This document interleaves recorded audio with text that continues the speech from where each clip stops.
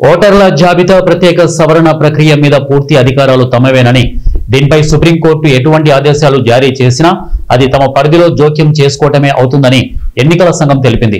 దేశవ్యాప్తంగా ప్రతి ఎన్నికకు ముందు ఎస్ఐఆర్ నిర్వహించేలా ఈసీని ఆదేశించాలని కోరుతూ అశ్విని కుమార్ ఉపాధ్యాయ్ అనే న్యాయవాది సుప్రీంకోర్టులో దాఖలు చేసిన పిటిషన్పై ఈసీ ఈ మేరకు కౌంటర్ అఫిడవిట్ దాఖలు చేసింది.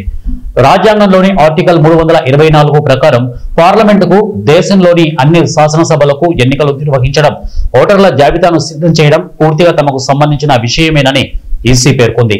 క్షేత్రస్థాయిలో ఓటర్ల జాబితాను సమయానుకూలంగా ప్రక్షాళన చేయాలా, సమూలంగా ప్రక్షాళన చేయాలా, లేక కొన్ని మార్పులు సరిపోతాయా అన్నది ఈసీ నిర్ణయాధికారమని తెలిపింది. ఇక దీంట్లో భాగంగానే బీహార్ మినహా దేశంలోని అన్ని రాష్ట్రాలు, కేంద్రపాలిత ప్రాంతాల్లో 2026 జనవరి 1వ తేదీ ప్రాతిపదికగా ఎస్ఐఆర్ చేపట్టాలని గత నెల 5వ తేదీన ఎన్నికలు ప్రధానాధికారులకు ఆదేశాలు జారీ చేశామని ఈసీ సుప్రీంకోర్టుకు తెలిపింది.